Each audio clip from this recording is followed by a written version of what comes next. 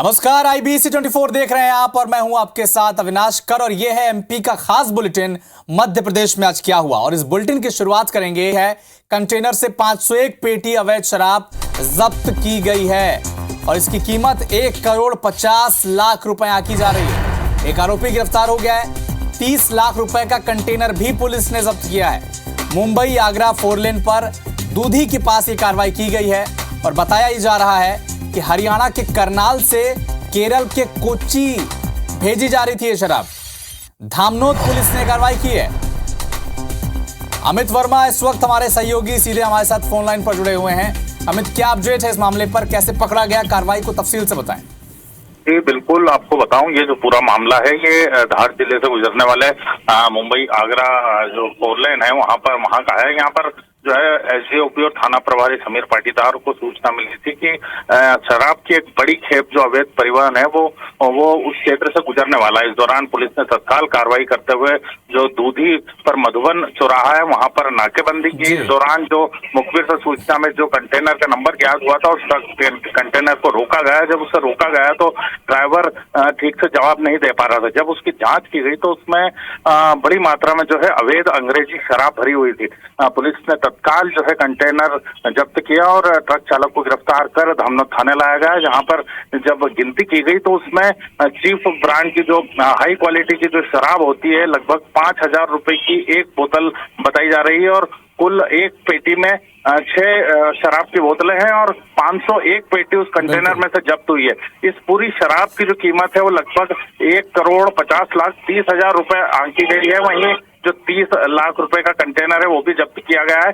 आपको बता दूं कि हौसले जो है शराब माफियाओं के इतने बुलंद हैं कि ये शराब हरियाणा के करनाल से केरल भेजी जा रही थी कोच्चि, और लगातार जो है वो इस तरह के परिवहन जो धार जिले से होकर, चाहे वो गुजरात की बात करें या महाराष्ट्र की बात करें, लगातार इस तरह का जो अवैध परिवहन है शराब माफिया जो खुलकर कर रहे हैं और लगातार इस तरह की बड़ी कार्रवाई करने में बिल्कुल अमित, लेकिन धार में पुलिस ने बड़ी कार्रवाई करते हुए 1,50 लाख की शराब और 30 लाख रुपए का कंटेनर भी जब्त किया है। शुक्रिया अमित तमाम जानकारी के लिए।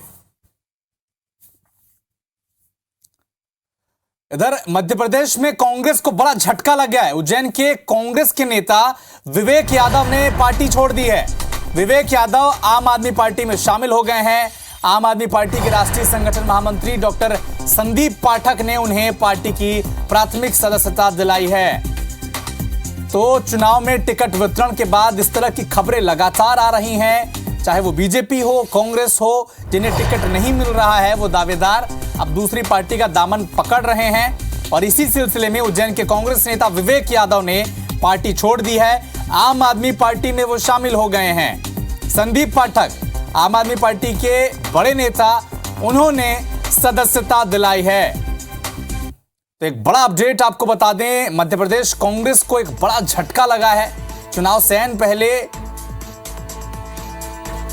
विवेक यादव ने पार्टी छोड़ दी है। उज्जैन के कांग्रेस के नेता हैं ये और आम आदमी पार्टी में वो शामिल हो गए।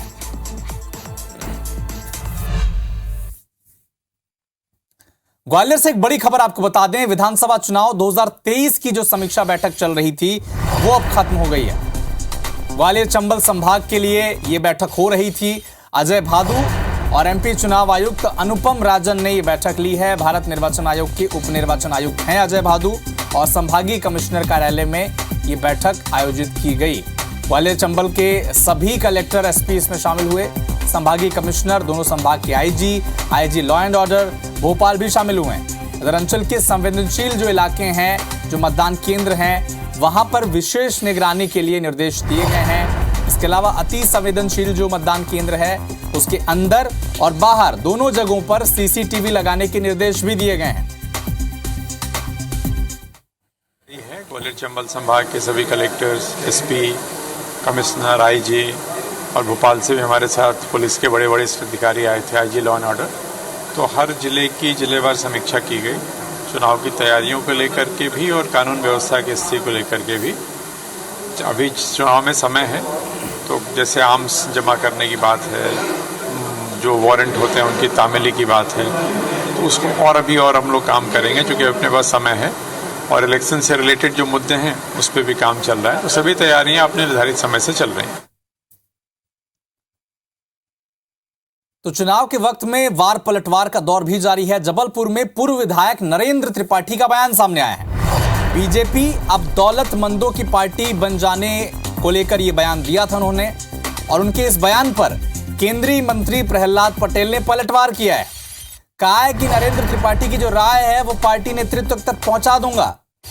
पीसीसी चीफ कमलनाथ के ट्वीट को लेकर कहा कि कमलनाथ की उम्र का असर लिस्ट पर दिख रहा है, अलोकतांत्रिक बताने का कारण बताएं कमलनाथ। गंभीर आरोप लगाए प्रहलाद पटेल ने। बीजेपी के असंतुष्ट नेताओं को मनाने की कोशिश करूंगा, उन्हें विश्वास है कि आयाराम गयाराम का साथ नहीं देगी। नहीं, मुझे लगता है कि भारतीय जनता पार्टी इसमें कोशिश करती है। गाडावारा में जानकारी मुझे भी आई है, मैं भी एक बार कोशिश करूंगा। और जैसा मुझसे प्रश्न पूछा गया था कि चुनाव के समय में आयाराम गयाराम चलता है, ये चीज़ें अब लोग समझ रहे हैं और समय आने पर ये बहुत लोग इसके साथ खड़े नहीं होंगे, ऐसा मेरा विश्वास है। हमने नहीं कहा था कि 6 महीने पहले उम्मीदवार घोषित करेंगे कमलनाथ जी, आपने कहा था पत्रकार मित्रों के बीच में, आप नहीं कर पाए क्योंकि आपको पता था कि लिस्ट निकलते ही भगदड़ मचनी है, आंधी आनी है। इधर दिल्ली दौरे से भोपाल लौटे कमलनाथ ने पहली लिस्ट को लेकर बहुत संतुलित बताया है उसे, और साथ ही नाराज नेताओं को लेकर भी साफ संदेश दिया। कमलनाथ ने दावेदारों की नाराजगी पर कहा कि 4000 से ज्यादा दावेदार हैं, हर किसी को तो टिकट नहीं मिल सकता। कमलनाथ ने यह भी कहा कि जातीय समीकरण को ध्यान में रखा गया है, उम्मीदवारों का बेहतरीन चयन किया गया है। यह चुनाव उम्मीदवार का नहीं बल्कि एमपी के भविष्य का है। मुकाबला टक्कर का होगा और जनता बीजेपी को जवाब दे देगी। कमलनाथ ने कहा कि बीजेपी में संतोष और बागियों के कांग्रेस में शामिल होने को लेकर जब उनसे सवाल पूछा गया तो कहा कि जो लोग आना चाहें उनका स्वागत है, लेकिन लोकल संगठन यानी स्थानीय स्तर पर जो कार्यकर्ता हैं, नेता हैं, अगर वो स्वागत करते हैं उस बगावती नेता की, तब ही उन्हें वो पार्टी में शामिल करेंगे। खुद के चुनाव लड़ने पर कहा कि मुझे चुनाव लड़ने का कोई शौक तो है नहीं, लेकिन चुनाव नहीं लड़ता तो ये कहते कि भाग रहे हैं।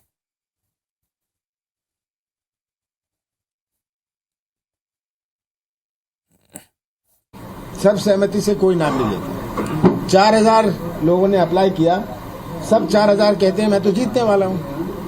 ऐसा आज तक मेरे राजनीतिक जीवन में कोई नहीं मिला मुझे जो अपना आवेदन दे और कहे कि मैं हारने वाला हूं। ये बात तो आप लोग समझते हैं। तो ये बहुत बड़ी चुनौती थी हमारे सामने। बाकी सीटें भी हम अगले 2-3 दिन में घोषित कर देंगे। हमें सब चीज़ें देखनी पड़ती हैं। जाति समीकरण हमारा सही है। अगर एक सीट में कोई अच्छा कैंडिडेट है पर उसके बाद हमारा जाति समीकरण सही ना बने, हमें न्याय करना है। हमारा लक्ष्य है सामाजिक न्याय। उसको देखते हुए हमें सीटें तय करनी है। हम एक सीट से नहीं जाते, हम पूरे ज़िले को देखते हैं। मध्य प्रदेश का चुनाव 17 नवंबर को केवल किसी उम्मीदवार या केवल किसी पार्टी का नहीं है, मध्य प्रदेश के भविष्य का है। ऐसा चुनाव मैंने अपने 45 साल के जीवन में मैं बहुत सारे चुनाव लड़ा हूँ और जीता हूँ। इस प्रकार का चुनाव का सामना नहीं किया जहां एक प्रदेश के भविष्य का प्रश्न है। तो पीसीसी चीफ कमलनाथ को आपने सुना। अब बीजेपी प्रदेश अध्यक्ष वीडी शर्मा ने भी एक प्रेस कॉन्फ्रेंस की, चुनावी तैयारियों की जानकारी दी, दावा भी किया कि 3 दिसंबर को कांग्रेस के सारे सपने चकनाचूर हो जाएंगे। इस दौरान कांग्रेस की पहली लिस्ट पर तंज भी कसा और कहा कि इस लिस्ट ने साबित कर दिया है कि कांग्रेस परिवारवाद और गुंडा राज की गारंटी है। वीडी शर्मा ने कहा कि कमलनाथ ने अपने क्षेत्र छिंदवाड़ा की 7 सीटों में एक भी उम्मीदवार घोषित नहीं किया है। क्या सारे विधायक नाकारा हैं? और मैं 144 की सूची में एक बात और कहना चाहता हूं।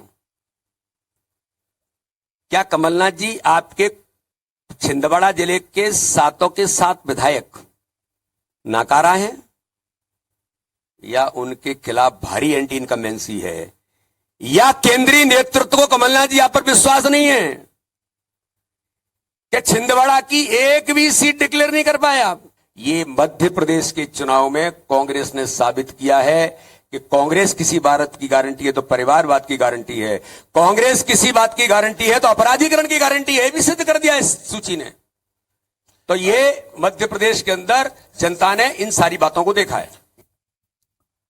इधर इंदौर में कैलाश विजयवर्गीय ने भी कांग्रेस को आड़े हाथों लिया। कहा कि मुख्यमंत्री के चेहरे पर जब उनसे सवाल पूछा गया तो जवाब देते हुए कहा कि हर पार्टी की अपनी रणनीति होती है, हमने 5 राज्यों में उम्मीदवार घोषित नहीं किया है, यह हमारी पार्टी की रणनीति है, इसको लेकर चुनाव में आगे बढ़ रहे हैं। पार्टी के काम और मोदी के चेहरे को लेकर चुनाव में बीजेपी उतर गई है। आपकी शिवराज जी से मित्रता है, मेरी भी मित्रता है, ऐसा नहीं, मेरे भी बचपन के मित्र हैं, पर पार्टी की एक रणनीति होती है।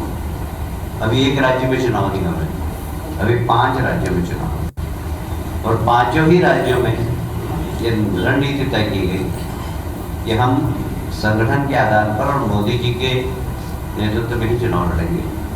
तो ये पार्टी की रणनीति है, अब इस पे प्रश्न खड़ा करने का कोई कारण नहीं है। कांग्रेस की लिस्ट जारी होने के बाद से ही अपनों के जो विरोध का सिलसिला है ये शुरू हो चुका है। एक तरफ इंदौर 4 के प्रत्याशी राजा माधवानी का विरोध जताया गया, नाराज कांग्रेस कार्यकर्ताओं ने राजा माधवानी का पुतला फूंक दिया, तो वहीं दूसरी तरफ जिस बजरंग बली को कांग्रेस ने सीएम शिवराज के खिलाफ बुधनी से उतारा है, उनका भी विरोध शुरू हो गया। बुधनी से आए कांग्रेस कार्यकर्ताओं ने कमलनाथ के सामने विक्रम मस्ताल को टिकट दिए जाने का विरोध जताया। कार्यकर्ताओं का आरोप है कि एक एक्टर को टिकट दिया गया है जिसे बुधनी में कोई जानता तक नहीं है।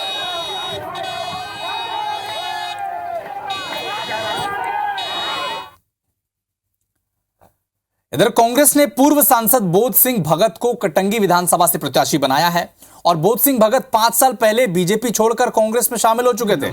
कांग्रेस से टिकट मिलने के बाद बोध सिंह भगत ने पार्टी का नेतृत्व का आभार भी जताया और बीजेपी सरकार पर जमकर हमला भी बोला। बोध सिंह भगत ने कहा कि शिवराज सिंह चौहान का पूरा कार्यकाल खराब रहा, बीजेपी सरकार प्रदेश में बेरोजगारी, महंगाई पर अंकुश नहीं लगा पाई, किसानों को उचित दाम और बोनस तक नहीं मिला है। कमलनाथ जी पे भरोसा किया जा सकता है, शिवराज पे भरोसा नहीं किया जा सकता। इस सरकार ने अपना विश्वास खो चुकी है, जनता का विश्वास खो चुकी है। चुनाव देखे उन्हें 1 साल बचा है, तो कमलनाथ जी ने जो घोषणा पत्र जारी किया है उसी की नकल इनने किया है। यदि यही घोषणाएं पहले करते या लागू करते तो जनता इन पे भरोसा करती है। जनता समझती है कि चुनाव के लिए वोट खींचने के लिए। सतना विधानसभा सीट से कांग्रेस ने मौजूदा विधायक सिद्धार्थ कुशवाहा पर दोबारा भरोसा जताया है। टिकट मिलने पर सिद्धार्थ कुशवाहा ने दावा किया कि कांग्रेस भारी बहुमत से चुनाव जीतने जा रही है। कांग्रेस प्रत्याशी सिद्धार्थ कुशवाहा से बातचीत की हमारे संवाददाता मृदुल पांडे ने।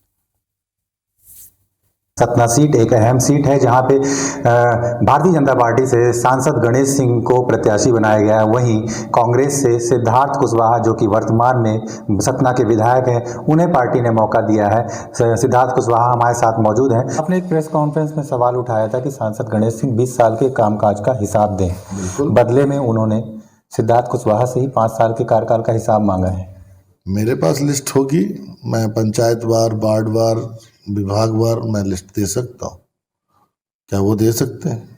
लोकल लोगों को रोजगार देने की भी बात 2018 में जब आप चुनाव मैदान पे थे तो आपके द्वारा की गई थी, उस पर कितना काम हुआ? 100% हम लोगों ने हर समय हर परिस्थितियों में भाई जो भी हमारे यहाँ नए रोजगार डेवलप होते हैं जितना भी, तो सारे लोकल लोग यहाँ के वर्कर होते हैं। कुल मिलाकर देखा जाए तो आपका जो चुनावी मुकाबला है 4 बार के सांसद गणेश सिंह से है, कितना इसको चुनौती मानते हैं? मेरा जो मुकाबला है ना भ्रष्ट प्रशासन और भ्रष्ट नेता से है। मेरी ईमानदारी, मेरा व्यक्तित्व और मेरा व्यवहार जन जन को मालूम है। मैं एक भ्रष्ट आदमी से लड़ रहा हूँ, एक भ्रष्ट सरकार से लड़ रहा हूँ। तो ये थे सिद्धार्थ कुशवाहा जिन्होंने जीत का दम भरा है और आने वाले जो कुछ ही दिनों में जो विधानसभा चुनाव का फैसला आएगा, इसमें देखना होगा कि जनता जीत का सेहरा किसके सर बांधती है। मृदुल पांडे, IBC 24 सतना। पूर्व मुख्यमंत्री दिग्विजय सिंह के इस्तीफे की खबर वायरल मामले में क्राइम ब्रांच ने केस दर्ज कर लिया। दरअसल कांग्रेस की सूची जारी होने के बाद सोशल मीडिया पर दिग्विजय सिंह के इस्तीफे की खबर वायरल हुई। और खबर में अपने उम्मीदवारों को टिकट नहीं मिलने पर दिग्विजय सिंह को नाराज बताया गया था, जिसे बीजेपी नेता हितेश वाजपेयी ने ट्वीट किया था। हालांकि बाद में उन्होंने ट्वीट डिलीट कर दिया। इसके बाद दिग्विजय सिंह और कांग्रेस पार्टी ने इसका खंडन भी किया और एफआईआर दर्ज कराने की बात कही थी। दिग्विजय सिंह ने ट्वीट कर कहा था कि बीजेपी झूठ बोलने में माहिर है। मामले में भोपाल साइबर क्राइम ब्रांच ने मामला दर्ज कर लिया है और अब जांच जारी है इस केस की। श्री दिग्विजय सिंह के संबंध में कि वो कांग्रेस से इस्तीफा दे रहे हैं, किसी अज्ञात व्यक्ति द्वारा कूट रचित पत्र बनाकर पेश किया गया है, जिसको डॉक्टर हितेश वाजपेयी द्वारा अपने सोशल मीडिया एक्स पर पोस्ट किया गया है। तो इस संबंध में एक आवेदन यहाँ पर क्राइम ब्रांच में दिया गया था, जिसपे से 469 और 501 आईपीसी का अपराध पंजीबद्ध किया गया है। एमपी के ग्वालियर जिले की डबरा विधानसभा सीट पर इस बार रिश्तों की दिलचस्प जंग देखने को मिलेगी। डबरा सीट पर बीजेपी और कांग्रेस ने समधी और समधन को मैदान में उतार दिया है। यहां बीजेपी की इमरती देवी का मुकाबला कांग्रेस के सुरेश राजे के साथ होगा। समधी और समधन के बीच लगातार यह तीसरा मुकाबला होने जा रहा है। आपको यह भी बता दें कि डबरा सीट पर 2013 के विधानसभा चुनाव में कांग्रेस की इमरती देवी ने अपने समधी बीजेपी के सुरेश राजे को 32,000 वोट से हरा दिया था। वहीं 2020 के विधानसभा चुनाव में जब उपचुनाव हुआ तब इमरती देवी चुनाव हार गई थी। जहां तक कांग्रेस का सवाल है, यहाँ पर कोई रेस्ट्रिक्शन नहीं है। जो जीतने वाला व्यक्ति है उसको टिकट दिया जाता है। जहाँ पर नए को छोड़िए, पुराने 4 आदमी चुनाव लड़ना चाह रहे, एक को टिकट दे दिया, अब बाकी 3 नाराज हो रहे। तो ये तो चलता रहता है राजनीति में, और मैं नहीं समझता हूँ कांग्रेस पार्टी को इससे कोई दिक्कत नहीं आई। डबरा में तो ऐसा ही देखने में आया पिछले 2-3 बार से।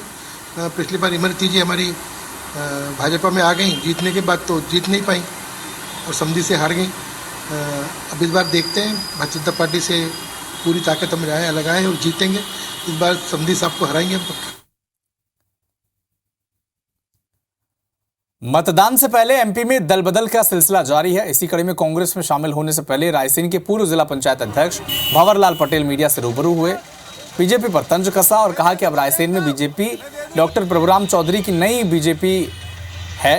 उन्होंने कहा कि कांग्रेस को जिले में सभी 4 सीटें जिताएंगे वो। इसके बाद वे कांग्रेस में शामिल होने के लिए कमलनाथ के बंगले के लिए रवाना हो गए। बता दें कि भंवरलाल पटेल मुख्यमंत्री शिवराज सिंह चौहान के करीबी माने जाते हैं। कांग्रेस में जा रहे हैं तो कांग्रेस का काम करेंगे, 4 सीट जिताएंगे। माननीय हमारे जिला अध्यक्ष भाई देवेंद्र पटेल के नेतृत्व में 4 सीट कांग्रेस जीत के आएगी। कई पदाधिकारी हैं मेरे साथ, पूर्व मंडल अध्यक्ष हैं, जनपद सदस्य हैं, सरपंच हैं। भाजपा वालों ने तो पुरानी भाजपा को छोड़ दिया यहाँ। अब तो मान चौधरी साहब की भाजपा रह गई, बस गिनती गई लोगों की। तो दल बदल की खबर भिंड से भी आई है। भिंड में भी इसी तरह की कोई खबर आई है, जहां पर बीजेपी के पूर्व विधायक रसाल सिंह बीएसपी में शामिल हो गए हैं। बीएसपी के जिलाध्यक्ष दिलीप बौद्ध ने उन्हें सदस्यता दिलाई है। बीएसपी के टिकट पर लाहौर विधानसभा से वो चुनाव लड़ सकते हैं। कल पूर्व एमएलए रसाल सिंह ने बीजेपी से इस्तीफा दिया था और टिकट नहीं मिलने से वो नाराज चल रहे थे। यही नहीं, सतना में बीजेपी के नेता शिवा वो भी बसपा में शामिल हो गए। बीजेपी दावेदार शिवा चतुर्वेदी अब बसपा में शामिल हुए हैं, क्योंकि इन्हें भी टिकट नहीं मिला था, क्योंकि वहां से सतना सांसद को बीजेपी ने उम्मीदवार बनाया। तो बीजेपी के पूर्व विधायक रसाल सिंह बीएसपी में शामिल हुए। सतना से शिवा जो हैं, ये भी टिकट नहीं मिलने से नाराज हो गए और बसपा का दामन थाम लिया है।